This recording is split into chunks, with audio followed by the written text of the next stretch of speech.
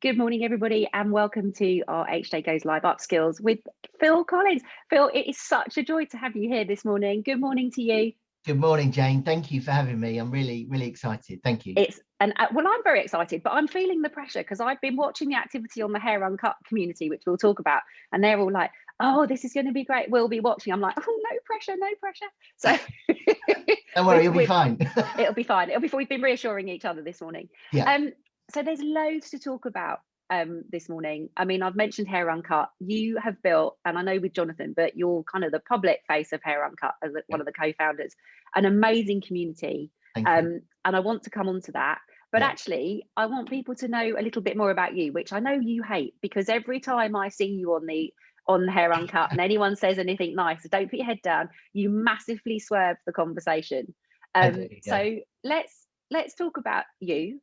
And how it all started, because actually you've got some big names in your background from literally when you started to where you ended up in your hairdressing career. Yeah, I mean, I think I kind of, I left school at 16 and I wasn't kind of academic, but it just never really interested me. And I went to an all boys school in Hampton, and right next door was Lady Eleanor Hollis, which was a girls' school. And I just wanted to spend all of my time in the girls' school. And I kind of got suspended and kind of not expelled, but I kind of, just wasn't for me, the academic side. And I didn't really know what I wanted to do. And one day I was in London with my late mother, and we kind of shopping, and we walked past a salon, and there was a guy in the window cutting hair. And I just stood there, and I was kind of mesmerized by this guy. The music was playing, he was really cool, there was loads of beautiful girls, and I was like, okay, this is cool. And I remember at the time saying to my mum, I really would like to be a hairdresser. And she was like, yeah, okay, Phil, yeah, let's just go and get some clothes, whatever. And we went home and we kind of discussed it, and I mentioned it to my father, who was connected with horse racing. And I think he wanted me, I say it now, but I was a lot thinner then, but he wanted me to be a jockey, which Wow. Yeah, I couldn't really see myself as a Frankie Dettori. And he kind of was quite shocked, and we kind of talked about it, and they actually lent me the money to do a 35-week diploma course at Vidal Sassoon.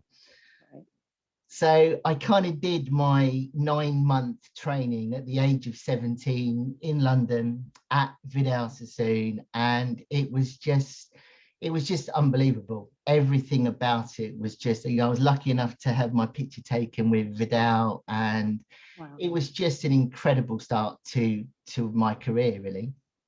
Yeah. And that's where the kind of the fuel started, really?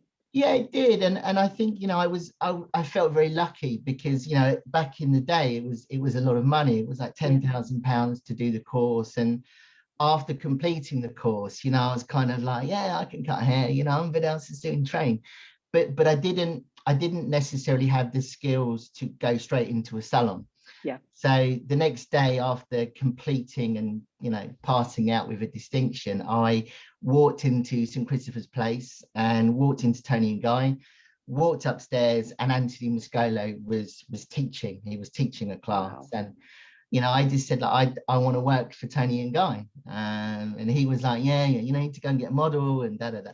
So I went out onto Oxford Street, came back with this beautiful kind of oriental hair, was straight like a little pixie. And I cut the hair, I did the model. And Anthony said, oh, you need to learn how to cut hair like Toni and Guy. So I was like, okay, I just paid 10 grand, but that's okay. That's okay. We can do this. And I varded with Toni and Guy, and kind of did their sort of training, if you like. And then I worked for Toni and Guy for about 7 years. I then opened a salon in Teddington in Middlesex, which was a Hair Associates. I remember those days. Paul Merritt. Yes, yeah, great days. And I was too young. I was kind of 20, 22, too young to own a salon. I think I didn't understand the business side of it. Right. And then I worked for Hair Associates for a little bit in their marketing team, and then I had a phone call from Simon Osler, who was in America at the time, and it was kind of at the time when the demerger was happening with Tony and Guy and TG. Yeah. And he said, do you want to come and work for TG as the product brand? And I was like, yeah, I'd love to. And I spent 9 years at TG working with Anthony and the team and Nick Irwin. And I have to say, it was just the best time of my career. Amazing. Why was it the best time? I mean, I know why I think those times were great, because I think they were very free, they were very fluid, and they were very agile. And it was a really exciting journey, because actually the only parameters was Anthony, and anyone who knows him, there aren't any, there are no restrictions with Anthony, which is brilliant. Why do you say that was the best time? Because you weren't as much cutting hair at that point, were you? No, I wasn't. I mean, to be honest, my thing was education. And when Simon Osler kind of asked me to join, there wasn't any vacancies in education. So they put me in the role as a salesperson, and honestly, Jane, hand on heart, I was without question the worst salesperson they've ever had in history. I had an area, and I had a dodgy Volvo, a car full of stock.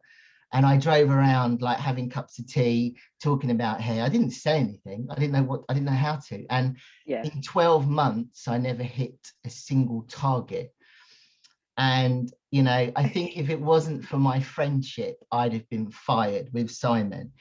And then he finally found me a position in education. And I was, basically on the product side, not the kind of cutting. Yeah. And then I worked my way up to global education manager. But I think being around Anthony and Pat and Nick and Mike Issa and certainly with you at events where we had some great times, and we winged guest lists or table plans. Yeah, they were good times. Sure. Amazing. Yeah, they were. They really were. So Jessica Wesley just said she did exactly the same as you. She started at Sassoons and then went to Tony and Guy. I mean, I think that's quite a heady start to anybody's career, because you're at two of the biggest names, they're like the hairdressing dynasties, if you like. Yeah. And to have experienced both, and they're very different, and both have very different strengths, don't they? They're very different. But then, so now you obviously I've known you a long time, but a lot of people now know you because of Hair Uncut. And again, I'm going to park that at the minute, because you then left the kind of corporate role to set up the Hair Coach. That's right. And set up your own bit. So why? What was the kind of the catalyst for that? I think I kind of, I left TG when Unilever kind of acquired it, and I then just wasn't really sure what I wanted to do. And then I joined Cal, and I worked with KMS and Goldwell for 4 years, and it was very corporate, amazing company, amazing brands. And after 4 years, I was kind of going to work in my hats and my kind of DMs, and I looked around, and I just thought, you know what, I'm not suited to corporate anymore, and corporate's not suited to me. And I decided that I wanted to consult for salons, and utilize my experience with education and retail and that kind of thing. And it just then became that I had this kind of addiction with social media. And I then started offering social media to salons and brands as well. And I think being a hairdresser, I kind of found it really easy to write copy and to write as the voice of the hairdresser and the client. So I started sort of 2.5 years ago, the kind of salon coach thing. And then obviously the pandemic hit. And it made it a little bit more challenging. But that is a really good point, isn't it? You are a hairdresser, so you can talk in the right language for hairdresser to hairdresser, but also hairdresser to client, because you ran your own salon. I mean, we've not talked about that much, but you have got experience of running your own business. And I would also think the experience that actually when you're running a business, often the salon owner is one of the busiest, if not the busiest stylist. Absolutely. So they're running the business, they're managing a business, they're running their own column, they're trying to motivate a team. And then, however many years it was, all of a sudden social media lands on everybody and has become this kind of beast in effect, because we're all ruled by social media. I mean, it was so much easier for us when we went to events and we wrote the copy after the event, and it appeared in that Friday's copy of Hairdresser's Yes. Journal, where now Yeah. we watch events through a screen because we're Yeah. all covering the event at the event live, because frankly nobody wants to wait anymore, and I'm as guilty of that as the next person, so Yeah. it makes me sound really old, but but it has I know, become a you're right. beast, hasn't it? Absolutely. It's Yeah. and it's difficult for salon owners to manage all of those things. Yes. So we'll come back onto the coaching and advice and stuff, but Hair Uncut, I mean, in the pandemic, Yes. it's become this, what I see of all the comments in Hair Uncut is Yeah. what a safe, how the people, it sounds really odd to say because it's an online community, but how safe people feel. But actually it's not odd, because we all know social media can also have a very, we have keyboard warriors and people who are very brave when they're behind a keyboard, but they definitely wouldn't say to your face what they say when they're sat typing at home. Yeah. You've managed to make it. So how did it start, and why? I think about it's 2.5 years ago in July this year that Hair Uncut was born, and it came out of myself and my best friend Jonathan, who's the co-founder, and we went out to dinner. We had a Chinese in Isha, and then we got quite drunk, and then we got a taxi back to his house, and we got a flip chart out. It was quite bizarre. Okay. And we had always talked about building a online education platform for hairdressers, and we, after a few more Guinnesses, I then sort of said, we were thinking of names, and I said Hair Uncut, and it kind of just stuck. And we then spoke to a guy in New York, and he said, look, what you need to do is build an online community on Facebook. We'd never done that. We'd never heard of that. So we had like 1 person, 2 persons, 3 persons, and we built it up, with lives, and through 2.5 years later, nearly, of sheer kind of effort and graft, and a lot of time and energy, we now have this global community and all these people that are engaging and talking to each other and sharing their kind of thoughts. It's actually blown us away, to be honest. But how do you manage the whole keeping it a safe space? I mean, I know, and I'm going to say it now, a huge thank you to my team for, we have a phenomenal team who keep all of our online presences a safe place. But that we have a team, it's not a big team, but it is, but you seem to be the one doing that, and it's 24/7, isn't it? People don't stop posting on social media because it's after 5 o'clock on a Friday. It's relentless, and it's what kind of rules do you have around what's allowed and what's not allowed? I think it's very difficult because we set out our kind of rules as a general community, and obviously Facebook have their own sort of set of rules. And one of our things is number one is just to be kind and not to be challenging.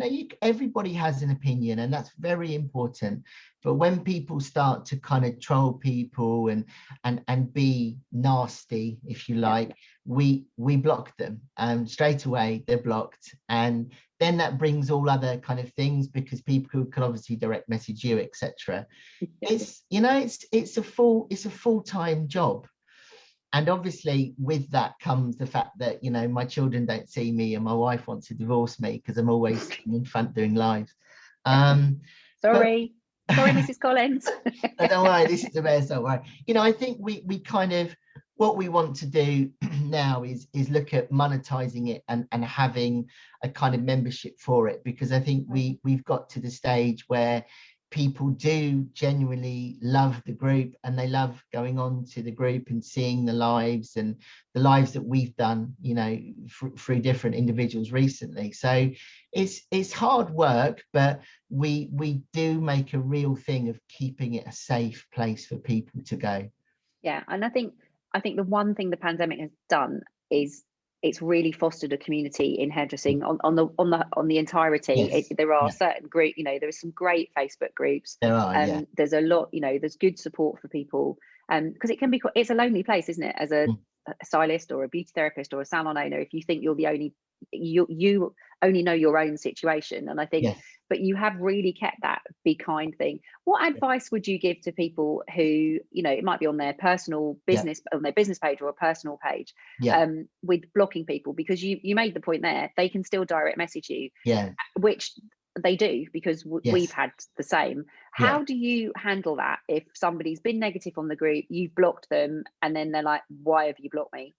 Yeah, I mean, it's a good question. I think it depends on what they've done. I think if Yeah, they've sort of made a comment which could be maybe misconstrued, or they reacted at the time, what we sometimes do is kind of block them, and then we then would wait for their terrible direct message, yeah, and kind of explain to them, look, you know, this absolutely can't happen. We've removed you. We're willing to put you back in the group, but if there's anything at all, just one thing, then you'll be blocked for good. And most of the time, I have to say, people are blocked forever, because I just think, you know what, to be unkind and to go online to start attacking someone, it's just not acceptable. no. And I think, no, you're absolutely right. And I mean, we've seen, you know, there are some cases that where we've all seen certain people have been given a hard time. Yes. Yeah. And I know, you know, and while some might say, well, they've upset people, there's still no reason, because actually nobody knows what situation those individuals are in, Yes. because they're not in the same situation. No. Everybody's coped very differently with the pandemic, and Yes. everybody has their own set of circumstances that Yeah. kind of determine how they've managed over the last, I mean, Absolutely. it is 12 months. It's, you know, it's coming up 12 months where Yes. hairdressers haven't worked, salons have been closed for the majority of the time. Yeah. And I think, you know, anxiety can breed angst, and that can come to kind of a bit of, you know, you can get a bit cross or het Yeah. up or angry, but Mm. you really have managed to make it, you know, as a safe, a really cool, safe space, because all of the comments in the group Yeah. are, they're very supportive of each other. And I know Yeah. you're very quick to act if somebody's not Yeah. supportive, Yeah. which I think is also important. And, you know, nobody should be trolled. No. If somebody has an issue with someone, then you should pick the phone up and have a conversation and Yes. have it out, because it's Yeah. often lost in translation with messages going backwards and forwards anyway. I think it's much Yes. easier if you're upset to pick the phone up. And actually, social media is really cool, but we don't want to lose the art of talking to people. Yeah. Absolutely. You know, Absolutely. it's so salons are, we know, for the England anyway, we have a date. We're Yes. hoping we get a date very soon for the other nations. Yeah. What advice would you give to salons now about re-engaging with their clients, for example, on social media? I mean, some have done a phenomenal job, I have to Yes. say, throughout the pandemic. Yeah. Others have probably been a bit quiet and are now thinking, okay, now we need to start talking. What kind of things would you be telling them to do? I mean, I think as you say, a lot of salons have done really well during the pandemic in terms of their communication. You know, they've posted without necessarily having content to post because they've been closed. I think, you know, they've set up priority lists. They've tried to sell gift vouchers. They've tried to sell products, etc. Yeah. I think it's really important to keep the clients communicated, you know, every day. You know, try and show up, even if you're going onto your Facebook business page for your salon and you're talking to your audience. You know, be real, be authentic. Yeah. You know, tell them how you feel. I think the interesting thing for me, and this is it's not contentious, but sometimes you see different feeds for social media for a salon, and the feed might look aesthetically pleasing, it's beautiful imagery, but their engagement may be quite low. You know, they don't have a lot of likes, they don't have a lot of comments and engagement. And then you see a feed that is particularly, it looks quite sort of like a white elephant store. It's all kind of a bit of a mismatch, but their levels of engagement and communication and likes and following is much, much higher. And I think certainly in terms of Instagram, we've become so obsessed with how feeds look. I think there's a little bit of danger in that. Yeah, no, I would agree with that. And I mean, we did Professional Beauty World this weekend, and we talked about PR actually, and obviously covered social media. And the one thing that came through from everybody was about being honest and authentic and real, because I can't imagine pretending to be somebody you're not. It must be exhausting. I mean, you know me pretty well. What you see is what you get. Now, for Yes. some people, they would rather, if they ask, they'll get an opinion. They won't always like that opinion, but at least it's honest. Yeah. And I think that's really key for anybody through social media, particularly. Yeah. How do you kind of coach people to thinking that way if they like want to put out this different image to actually what? Do you know what? I for the brands that we work with or the salons that we kind of look after their social media, for me, and I say this to all of our clients, particularly our new clients, social media is about driving new clients through your door that are going to spend money. That is the crux of it. And I think if I'm looking after social media for a salon, and even through the pandemic, even then we're closed, if they're not getting new clients, then what I'm doing is wrong. And I can honestly say, hand on heart, for the salons that we work with, even though they've been closed, they've been having new clients approach them about booking appointments. And, I think that's what it's about. It's we've all become so obsessed with the amount of followers that we need to have or we should have. And sometimes you see salons, they've got 17,000 followers, which is, but 15,000 of them don't live in the UK, and they're never going to spend good to money. you. No, it's no point. And half of them are hairdressers, and that's okay. There's nothing wrong with that. But social media can pay for itself. Social media is free advertising to your clients, and I think people are too hung up on followers, I think. No, I would absolutely agree with that. And I mean, I fiercely oppose people paying for followers because I just think it's false economy. Because actually, as you've already said, it doesn't matter what the numbers are, it's the levels of engagement you get, and actually knowing that you're posting to the right people. Interesting point you raised though, because rightly, lots of hairdressers follow hairdressers because it's inspirational, it's education and stuff. Do you think people need two channels, one for consumer and one for their hairdressing bodies, or do you think you can manage the two together? I think that's a really good point. I think sometimes you may have a hairdresser that has a salon and they're also an educator, so they're almost like their kind of audiences are combined.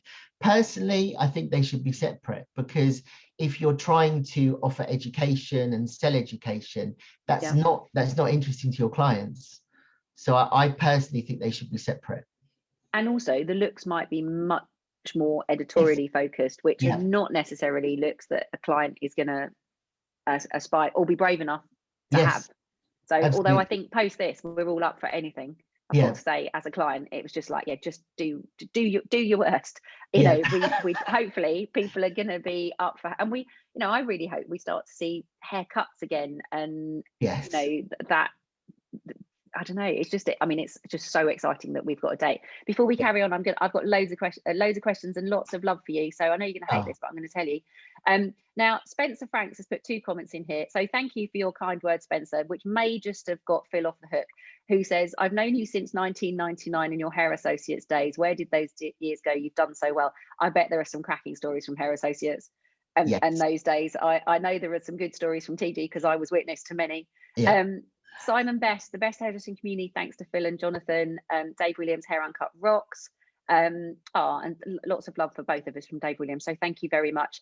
Tina Lombardi, who I see regularly in your group. Thank you to you both, to you and Jonathan, for creating community and continuous support, as does Christine Madigan.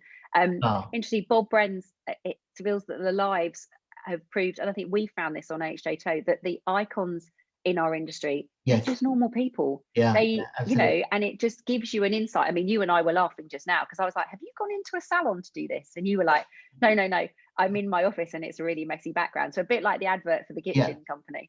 But actually, I've loved seeing into people's houses, and I don't think I'm the only one. I'm probably the only one that's going to admit that. But it's great seeing into people's homes and what.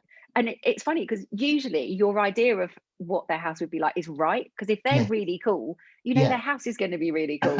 So I'm not going to ask you to turn your background off, Phil, and I'm sure it's not very untidy. You're just being super professional having your background on. Tony Benjamin, there aren't enough words to say how grateful she is.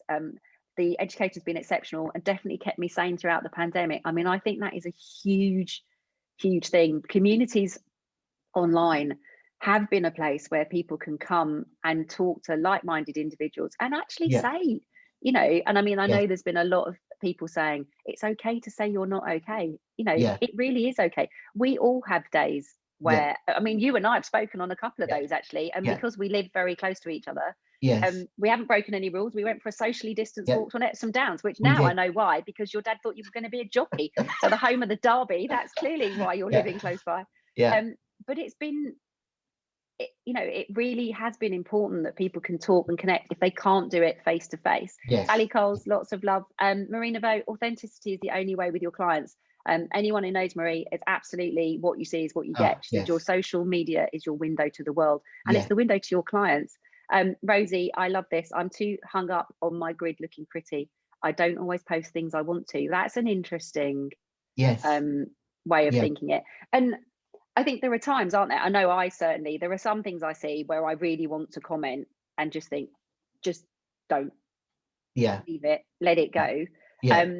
But actually, if it's stuff that means a lot to you, you should post it, right? Absolutely. Absolutely. And I think a lot of the time, you know, we talk about client avatars and we talk about, you know, what is your ideal client, you know, and it might be that your ideal client is a classic highlights, a classic lowlights, or it might be that your ideal client is a vivid or a, you know, mermaid hair, whatever it is. But that needs to come across in your social media channels. That's really important.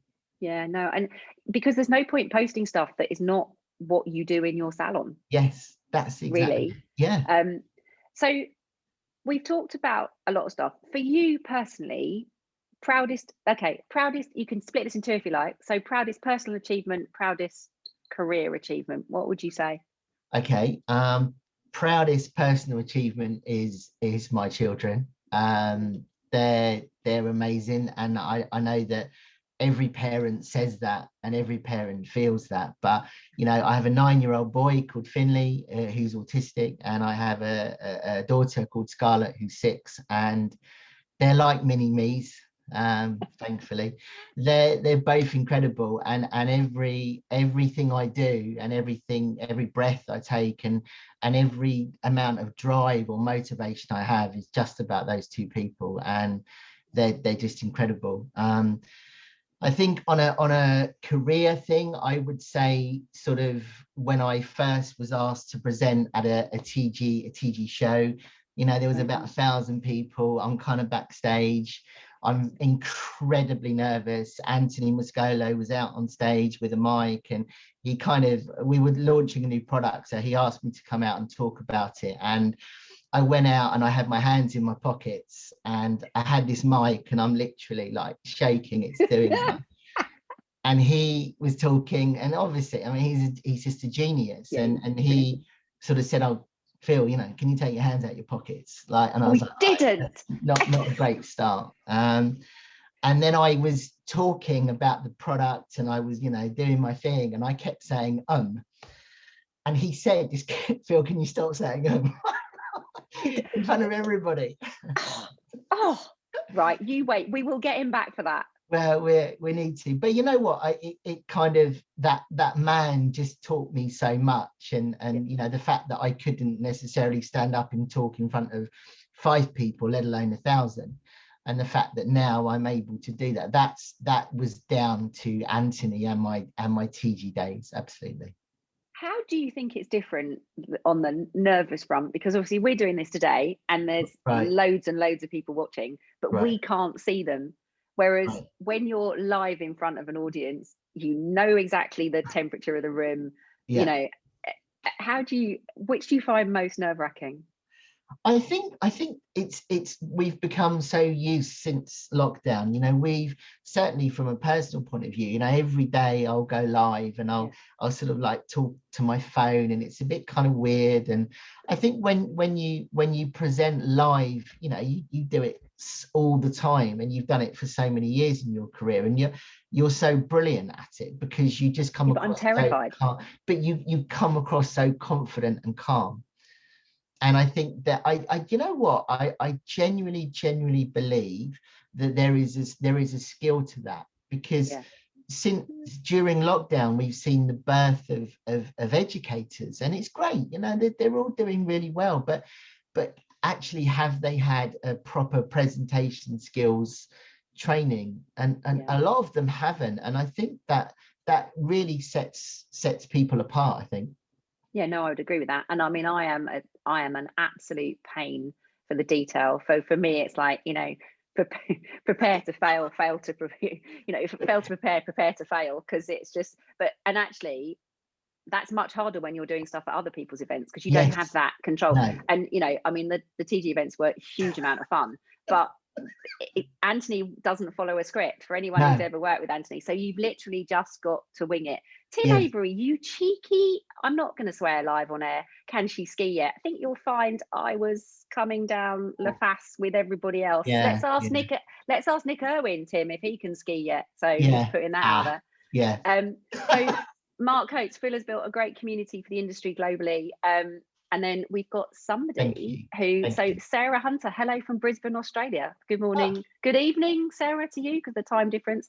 Soapy Vullivan, you're looking sassy-licious, Phil. Is there a sassy-licious? Is there a private thing there? And then Stephanie Bruce, who I love and adore, and I know you know Steph well. She just said about my comments about looking in people's houses. She said, we're just nosy. She's absolutely right. But it is fascinating to see. Sophie's also asked a question which is interesting, Phil. What's the one thing that surprises you about our industry? I think I have to be careful, but I think sometimes. No, you don't. You know, to me, there is a certain thing where you can call yourself an icon in our industry, and I think there are some amazing icons. You know, and thankfully a lot of them are on Hair Uncut, and you've introduced me to a lot recently.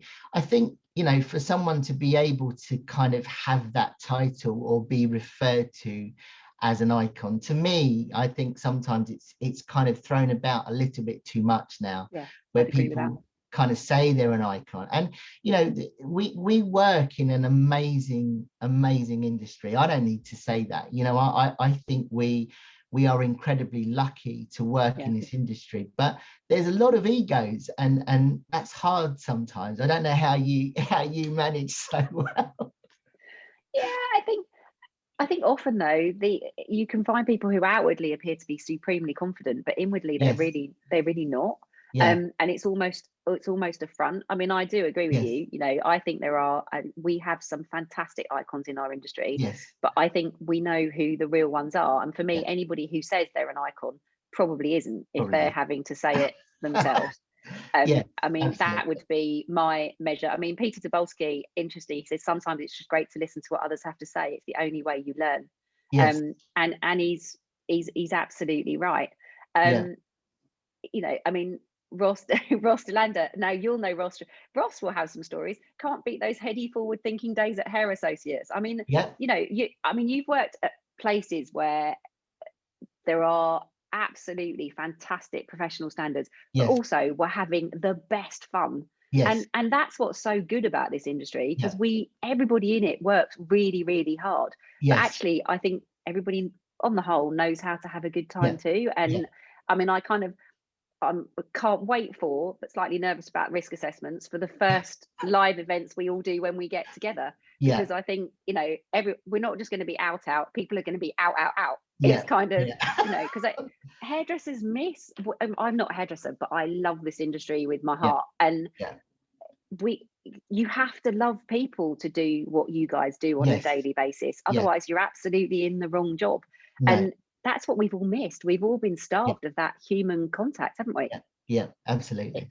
You know, Spencer says he's looking forward to our yearly catch-ups at Salon International. I think, definitely. I think it will be great. And we've already spoken about what Hair Uncut can do at Salon International. So I think that will be interesting to see. So for you, biggest learning, not necessarily from the pandemic, but what's been your biggest learning?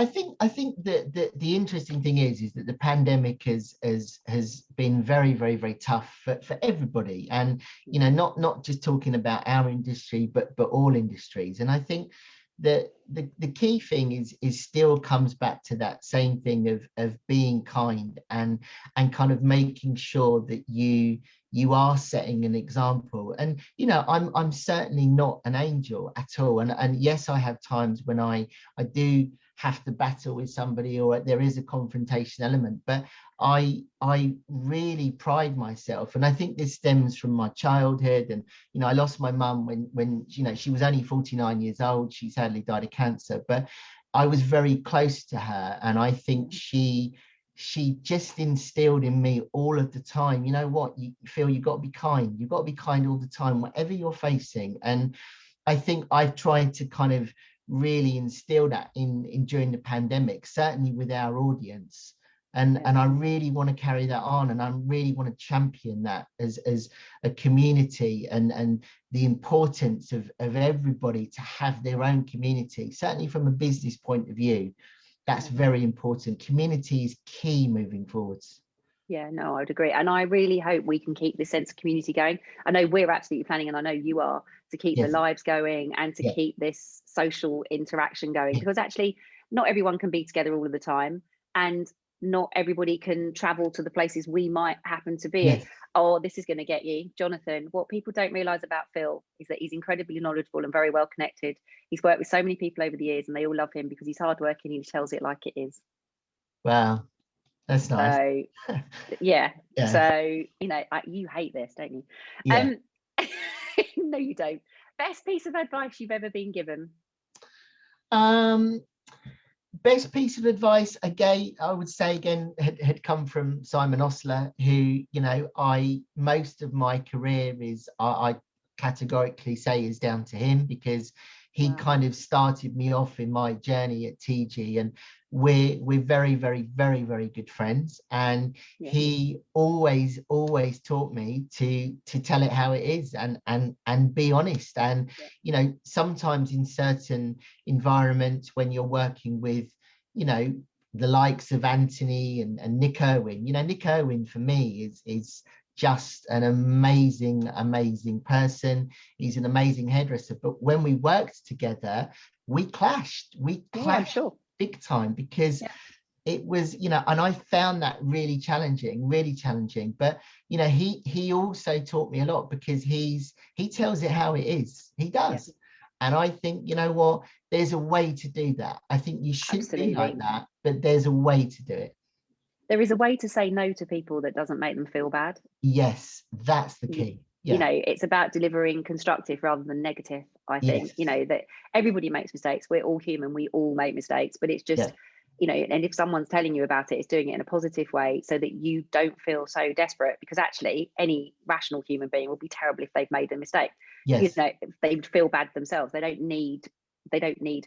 And what advice would you give to anybody now who's kind of in hairdressing? I mean, interestingly, Dawn Mabrati said it's such a social job. We all knew it, but we didn't realize quite how much until it was taken away. I think that's true, isn't it? We all did know it, but we don't realize until all of a sudden you're told you can't have it anymore. It's like saying, I'm not going to eat chocolate. You want it more than ever when you tell yourself you can't have it. What advice would you give? I think, you know what is, and again, I don't want to keep mentioning the COVID or the pandemic word, but you know, I think it absolutely, for all of the hairdressers that are watching this now or will watch it on replay, that they absolutely look in the mirror and realize what they do, how powerful they are, you know, how they've trained for so many years. And you know what, they've got to stand up and believe in themselves, charge what they're worth. Absolutely. And you know, you mentioned it earlier on, the skill base that hairdressers have. Forget the cutting and the colouring and the hair, you know, to be able to consult, to talk to a client, to have that trust. You know, I think hairdressers will come out of this. We're very, very resilient as a community, and I just think we will come back a lot stronger. No, I agree. And don't undervalue yourself or your services. No. And I think what it has done is remind people it's not just about hairdressers making you look better. It's about how they make you feel. And there's a real skill to that. That's not just the technical creative skill. There's just a real skill as a human to making people feel better about themselves. I mean, hairdressers go through your best times with you and your worst times with you often. So it's a very, you know, it's a very meaningful relationship. Yeah. Paul Shakeshaft is sending lots of love, saying what a fantastic job you do. There is an awful lot of love for you, Phil. You can go and read the comments afterwards. We've already been talking 40 minutes. So finally, I told you it'd go in a flash. I know, gosh. What would you say to that kid who was hanging out of school, not having the best time, knowing what you know now? I think if I was to give advice to my kind of 16-year-old self, I think it's always believe in yourself, you know, follow your dreams, and no matter what life throws at you, and life, as we all know, life can be incredibly cruel, and certainly most of the time, I think, to the good people. And I think you have to keep going, but you most of all follow your dreams. It's not about money. It's not about being a millionaire or having 10 cars. It's about what people say about you, and I've always believed that, and I live by that. You know what, some people don't like me, some people love me, but the majority of people would say good things about me, and that's really important to me. Yeah, because you know you're doing the right thing. Well, Stephanie, Bruce, you've helped a lot of people stay positive. And Dawn Mabriti, it's the best job in the world. We make people look and feel fantastic. She's absolutely right. Just one quick question I am going to ask. Tina Lombardi, what keeps you motivated and inspired? Do you know what, people like yourself, because you know we've become I mean it, we've become, you know, really good friends, and I've shared a lot of kind of things with you that are very, very, very close to my heart, and very confidential, and there's very, very few people that know certain things that I've shared with you. And I think, you know, you inspire a global community of hairdressers, and you don't realize that, and that's lovely and that's great. But you know, when I'm feeling down, you know, you kind of call me, your text, and the community as well, you know, there are people there that message me, and I have days when I don't necessarily feel like maybe doing a live, and probably sometimes that can kind of come across. But yeah, I just think I get motivated, inspired by others. You know, when I see people being sincere and honest and helping other people, that drives me. No, I love that. And I did see you do a live in your car, so I'm kind of thinking that you could be hairdressing's James Corden, and be driving around Epsom racetrack doing some, you know, carpool karaoke versions for the hairdressing industry. I think there's definitely a market there. There is. It was after a row with my wife, so I had to do the live in the car. She's watching, so I said I'd mention her somewhere on the live. Now would be the time to say how much you love her, Phil. I love her very much. I didn't love her when she made me do the live in the car, but it could be a thing. It could be. I think she could have started a whole new thing here. So, you know, Simon, Phil, love the new cap. And Jane, that long fringe really suits you. Simon, you are the kindest soul. This is so in desperate need. And I do like your new cap, Phil. It's looking very smart. Look, we could carry on all day, and there's loads of questions and lots of love for you. Thank you so much for joining me. Honestly, you are doing phenomenal work with Hair Uncut. And I think, you know, you are a very humble and very lovely human being. So well done on everything you're doing and the support you're offering to the community. Just make sure you look after you, because you take on a lot for everybody else. I will. And thank you to you and all of your team. Oh, pleasure. Lots of love. Speak soon, Phil. Bye. Thanks everybody for joining us.